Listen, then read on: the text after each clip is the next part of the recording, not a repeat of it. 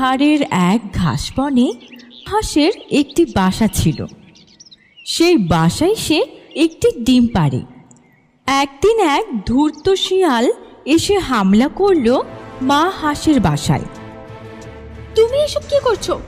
তুমি আমার ডিম নিয়ে যেতে পারো না, ওটা আমার ডিম। যদি ভালো চাও তাহলে এক্ষুনি এখান থেকে চলে যাও। আমি তোর ডিমগুলো খাওয়ার জন্য কত আশা করে বসে আছি, আর তুই কিনা আমাকে চলে যেতে বলছিস। আর আমি যদি না যাই তাহলে তুই কি করবি? আমি তোমার সাথে লড়াই করব। যতক্ষণ আমার শরীরে প্রাণ থাকবে ততক্ষণ আমি লড়াই করে যাব। তুমি আমার ডিম খেয়ে তো দেখাও, তোমাকে আজ আমি মেরে ফেলবো। মা হাঁসের এমন ভয়ঙ্কর মাতৃ রূপ দেখে শিয়াল কিছুটা ঘাবড়ে গেল এবং ভয় পেয়ে সেখান থেকে পালিয়ে গেল। ভগবান, তোমাকে অসংখ্য ধন্যবাদ। তুমি সাহস না দিলে শিয়াল আজ আমার ডিমটা খেয়ে ফেলতো। ওই বাসায় মা হাঁস একাই থাকত, কারণ কিছুদিন আগে এক শিকারী তার সঙ্গীকে মেরে ফেলেছিল। সে এখন শুধু ওই ডিম থেকে বাচ্চা হওয়ার আশাতেই বেঁচে ছিল। ওই শিয়াল আমার বাসা চিনে ফেলেছে, আর জঙ্গলে তো খাবারও তেমন পাওয়া যায় না। আমাকে খাবার আনতে খুব দূরে যেতে হয়। আজকে তো আমি আমার ডিমটাকে বাঁচিয়ে নিয়েছি, কিন্তু ওই শিয়াল যদি খাওয়ার আশায় আবার চলে আসে, আমি একটা কাজ করি, আমার ডিম নিয়ে অন্য কোনো নিরাপদ জায়গায় চলে যাই। এই ভেবে মা হাঁস তার ডিমটি নিয়ে অন্য জায়গায় যাওয়ার জন্য বেরিয়ে পড়ল। ডিমটি রক্ষা করতে গিয়ে তার খুব কষ্ট হচ্ছিল, তবুও সে থামল না। সন্ধ্যা হওয়ার আগেই সে নদীর পাড়ে পৌঁছালো এবং সেখানে এক পাখির ছেড়ে যাওয়া একটি ভাঙাচোরা বাসা দেখতে পেল। এই বাসা তো ভেঙে গিয়েছে, মনে হয় না এখানে কেউ থাকে।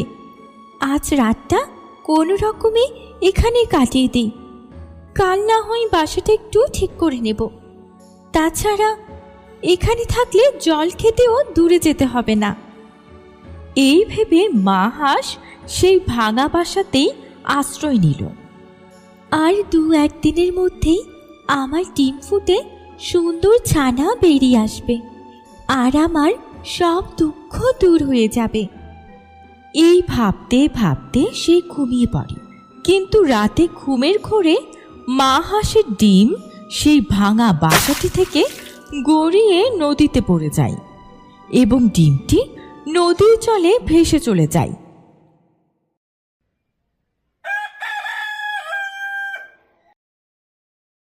সকালে ঘুম ভেঙে চোখ খুলেই মা হাঁস দেখে তার ডিম বাসায় নেই। এটা কি হয়ে গেল? আমার ডিম কোথায় গেল?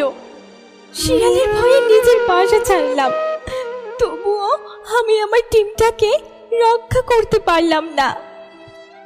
মা হাঁস ফুপিয়ে কাঁদতে লাগলো। এদিকে ভাসতে ভাসতে ডিমটি অনেক দূরে নদীর এক পাড়ে গিয়ে ঠেকল। সেখানে সূর্যের কড়া তাপে ডিম ফুটে খুব সুন্দর একটি হাঁস ছানা বেরিয়ে এলো। ছানাটি ভয় পেয়ে তাড়াতাড়ি পাড় থেকে উঠে এক গাছের গোড়ায় গিয়ে লুকিয়ে পড়ল। এখানে তো কেউ নেই, কিন্তু আমি যখন ডিমের ভিতরে ছিলাম তখন তো কারো গলার আওয়াজ শুনতাম। তাহলে সেটা কার আওয়াজ ছিল? ছানাটি সেই গাছের গোড়ায় কিছু খাবার পেল, আর তাই খেয়েই সেখানেই লুকিয়ে রইল। অন্যদিকে পাগল প্রায় মা হাঁস নদীর ধারে কাঁদছিল। হে নদী, তুমি আমার ডিম ফিরিয়ে দাও। ২-১ দিনের মধ্যেই ডিম ফুটে আমার ছানা বেরোনোর কথা ছিল, তুমি আমার ডিম ফিরিয়ে দাও। কি হয়েছে বোন, তুমি এমন করে কাঁদছো কেন? এই নদীতে আমার ডিম পড়ে গিয়েছে, কিন্তু নদী আমার ডিম ফিরিয়ে দিচ্ছে না। আমি নদীর কাছ থেকে আমার ডিম ফিরিয়ে নেবই। কা কা বকবন মনে হয় ডিম হারিয়ে দুঃখে বেচারি একেবারে পাগল হয়ে গেছে। ও ওর স্মৃতি হারিয়ে ফেলেছে। তুমি আমার সাথে চলো। নদী আমাকে বলেছে যে সে তোমার ডিম ঠিক ফিরিয়ে দেবে। কিন্তু নদী আমার সাথে কথা বলছে না কেন? সে আমার ডিম চুরি করেছে বলে ভয় পাচ্ছে। যদি সে আমার ডিম ফিরিয়ে না দেয় তবে আমি নদীর সব জল খেয়ে নেব। বকবন একে সাথে নিয়ে যাওয়াই ভালো হবে, একেবারেই পাগল হয়ে গেছে। নদী আমাকে বলেছে যে সে তোমার ডিম ঠিক ফিরিয়ে দেবে। চলো মা হাঁস, তুমি এখন আমার সাথে চলো। বক সান্ত্বনা দিয়ে মা হাঁসকে তার নিজের বাসায় নিয়ে গেল। বকের বাসায় থাকতো তার ছানা। মা, তুমি এনাকে কোথা থেকে নিয়ে এসছো? বাবা, তোমার এই হাঁস মাসিকে নদীর ধারে পেয়েছি। এর ডিম নদীতে পড়ে গেছে আর সেই শোকে এ পাগল হয়ে গেছে। মা, তাহলে তো ওনার খুব দুঃখ। হ্যাঁ বাবা, একজন মায়ের কাছে তার সন্তান হারানোর চেয়ে বড় কষ্ট আর কি হতে পারে? আমি নদীর কাছ থেকে আমার ডিম ফিরিয়ে নেব। নদী যেখানে লুকিয়ে রাখুক সে রাখতে পারবে না। এভাবেই বেশ কয়েকদিন কেটে যায়। নদীর পাড়ে লুকিয়ে থাকা হাঁসছানাটিও একটু বড় হয়। তবে সে এখনো জানতো না যে সে নদীর জলে সাঁতার কাটতে পারে। এদিকে বকের আদরের বকছানাটিও বেশ বড় হয়েছে এবং উড়তে শিখেছে। তুমি তো বলেছিলে নদী আমার ডিম ফিরিয়ে দেবে, কিন্তু দিল কই? বকবন এর শরীরে প্রাণ তো আছে, কিন্তু এ বেঁচে থেকেই মরে গিয়েছে। আমরা তো কিছুই করতে পারবো না। বাবু, তুমি এবার শান্ত হয়ে বসো। সেই কখন থেকে উড়ছো, তোমার কষ্ট হবে। এখন নতুন উড়তে শিখেছে, ওকে বারণ করো না। যত উড়বে তত ডানা শক্ত হবে। মা, আমার একটুও কষ্ট হচ্ছে না, ইচ্ছে করছে অনেক দূর পর্যন্ত উড়ে যাই। যাও, কিন্তু সন্ধ্যার আগেই বাসায় ফিরে এসো। বকছানা মনের আনন্দে উড়তে উড়তে নদীর ধারে সেই গাছটির কাছে গিয়ে বসল, যার গোড়ায় হাঁসছানাটি লুকিয়েছিল। ছোট্ট বন্ধু, তুমি কে? আর এখানে কি করছো? তোমার মা কোথায়? মা মা আবার কি?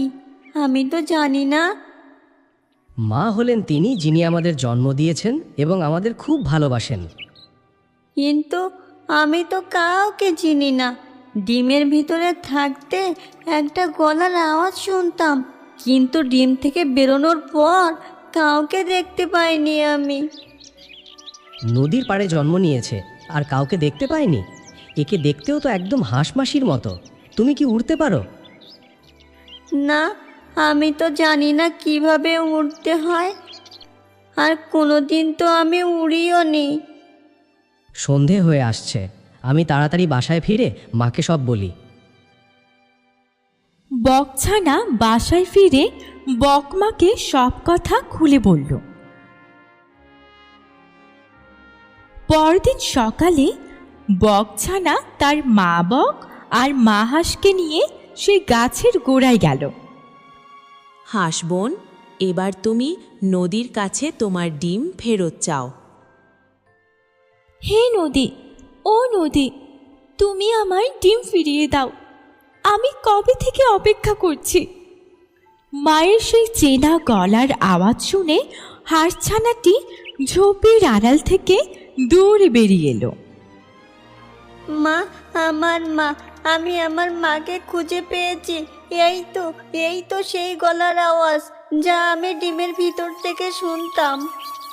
মা হাঁস তার বাচ্চাকে দেখেই চিনতে পারল এবং আনন্দে ডানা প্রসারিত করে তাকে জড়িয়ে ধরল। এভাবে বক ও বক ছানার সাহায্যে মা হাঁস তার হারানো ছানাকে ফিরে পেল।